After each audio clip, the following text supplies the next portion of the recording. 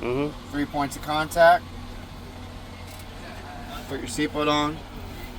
You don't have to talk about it. You can if you would like, as long as it's on. I'm gonna immediately turn the truck on, so one click to the right. My ABS light came on and off. My DEF light came on and off. And I have no less than an eighth of a tank for my DEF. I'm gonna go ahead and start her up. All right, I'm listening for my first purge or my first governor cutout between 120 and 140 PSI. While I'm waiting for that, I'm gonna continue on. All mirrors are clean and clear and adjusted to my viewing. My windshield is clean and clear, no flaws, cracks, or obstructions. My windshield wiper are secured, not damaged, and they sway and spray. Make sure you perform that. You're gonna press the button. All right, sway and spray. And we're gonna jump down here. All right. This is whatever order you want. City horn, air horn. Heat and feed. So my defroster and heater work. Put on heat, highest setting. Defroster works. Heater works. All right. Turn that back off. All right. Turn my lights on. High beams work. Left indicator, right indicator. 4 ways. All work. Now I'm going to talk about my safety equipment. You can talk about your safety equipment as soon as you get in the truck. I do it at the end. I do everything top to bottom. That's how I do it. Okay. So my fire extinguisher is secured and fully charged. I have 3 red reflective triangles. And I have spare bulbs and fuses. Alright, we're still waiting for our first purge. I'm going to give it some accelerant. Support. You want to hear the truck sneeze a little bit?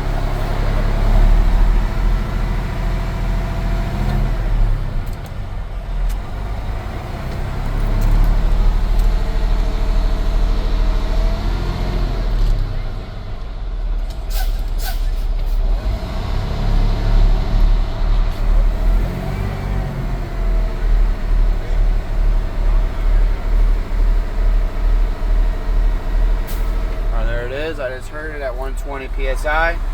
Now I'm going to continue on. Starting with the tug test. This is the pass or fail part. So I'm going to explain it. I'm going to do it. I'm going to get the result. So I'm going to explain it. I'm going to do it. And I'm going to get the result. So right now I'm going to test my trailer brake. So whatever one is out is the one you're testing. So I'm going to test my trailer brake. So my trailer is out towards me. My tractor's in. So I'm testing the trailer brakes. There should be no free play between the kingpin and lock and jaw. Alright, so we're gonna give it 2 tugs. Alright, there was no free play between my kingpin and lock and jaw. It's a pass test. So, neutral brakes. Alright, now I'm gonna test my tractor brakes. So, my tractor's out, my trailer's in. Give it 2 tugs. Alright, they held. Pass test. Neutral brakes. Now I'm going to do a service brake test. I'm going to accelerate to 5 miles per hour. My truck should not go left or right, indicating a brake problem. So I just explained it. Now I'm going to do it. Push my buttons, put it in drive, go 5 miles an hour. Alright, say we want 5 miles an hour. If I hit the brakes, alright, that's me doing it. Now I gotta give the result. Okay, the truck didn't go left or right. That's a pass test. Now we're done with the service brake. I'm gonna freeze here. I'm not gonna touch anything. Right now I'm still in drive, buttons are in, my foot's on the brake. So, okay, the truck didn't go left or right. That passes my service brake check. So, now we're on the bridge. First step, neutral level ground. So neutral, take my foot off the brake. Cool. We're on neutral level ground. Step 1. Step 2. Buttons out. The reason why is because we want to build pressure for step 3, which is my second purge. So I'm listening for my second purge or governor cutout between 120 and 140 PSI. I'm going to press the accelerator a little bit to make it go faster. I just heard it. It went off at 120 PSI. Make sure you specify where it goes off at. So it went off at 120. That's step 3. Step 4, truck off. One click to the right to the on position. Step 5, the last step, buttons in. As soon as I push the buttons in, put your foot on the brake. Okay, I'm waiting for my gauges to stabilize. I should not lose no more than 4 PSI in 1 minute. I'm stabilized at 80. I'll start my clock now. So you would start your clock, you wait the full minute, keeping your foot on the brake, okay? Boom, minute's up. I'm still at 80 PSI. I did not lose no more than 4 PSI. Then you take your foot off the brake. Now I'm going to do my alarms test. My alarms should come on at or above 55 PSI. It's going to be a stagnant alarm. You're going to hear it in a second. So I'm going to pump down on the brakes and my alarm should come on at or above 55. That one that sounds like a flat line, that's the one we're listening for. The bum. So my alarms came on at 60 PSI. That's a pass test. Now I'm going to do a buttons test. Both buttons should pop out between 20 and 45 PSI. So now I'm going to pump down on the brakes. I'm staring at the buttons now. I'm not even looking at the gauges. I'm looking at the buttons. You want to make sure both of them pop out. Do not touch the buttons. They both did pop out. Now I can look over at the gauges. All right, they popped out at 30 PSI. That's a pass test. At this point, I'm thinking of everything. Did I get everything? Maybe I forgot my horns. Maybe I forgot my fire extinguisher. You can go back and talk about it. That's your moment. If you're good, okay, that completes my in-cab. Mr. Examiner, will you please go behind the trailer to make sure my brakes come on and off?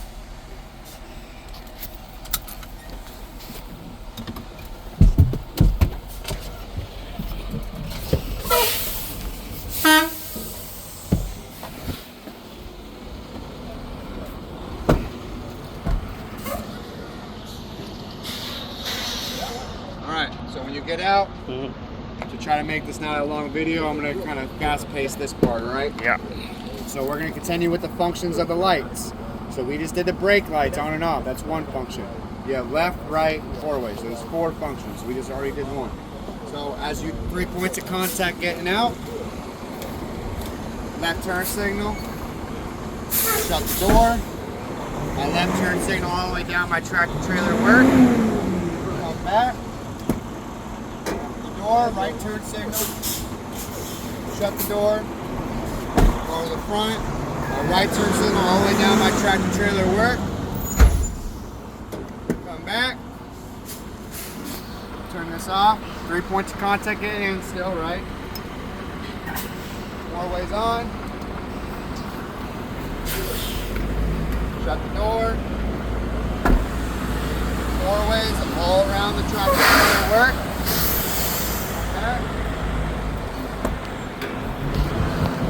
Points of contact. Turn that off. Now we're done with the function of the lights. So now we would do the condition. So my condition. All lights are 4 things. They're clean and clear, not broken or missing, proper color, and they work. And for the ABS light, if they ask you, it is all that, clean and clear, not broken or missing, proper color, amber, and the ABS light works. And I know that from my in-cab. At that point, now you're done with the external light check. Now we can continue on with the pre-check. So now we're going to open up the hood.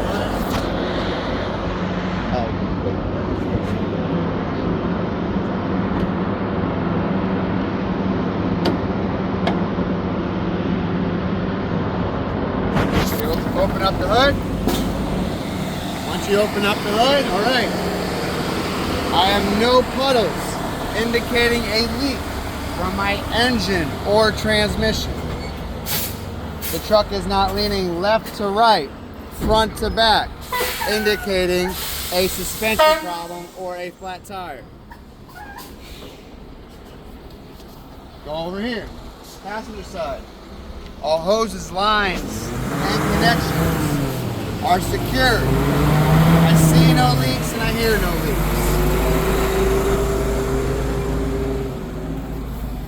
Come back over here, say the same thing. All hoses, lines, and connections are secured. I see no leaks, I hear no leaks. I'm gonna do it a different way. With the engine off, I'll check all fluids. If you don't want to say it that way, as long as you're saying with the engine off for the oil, that's the most important part. I just say with the engine off, I'm gonna check all fluids, all right? That's how I do it. Check my coolant reservoir through a sight glass. Should be at proper level between min and max. My oil dipstick with the engine off, if you haven't said it already. I'm gonna take it out, wipe it clean, put it back in, take it back out. Should be at proper level between min and max. Power steering reservoir, you can group these two if you would like. Power steering reservoir, I will check through a sight glass. Should be at proper level between min and max. My power steering gearbox and hose. The hose is secured. It's not cracked, worn, frayed, not leaking. The gearbox itself is secured, not damaged, not leaking. Said the same as the shock absorber. The shock absorber is also secure, not damaged, not leaking.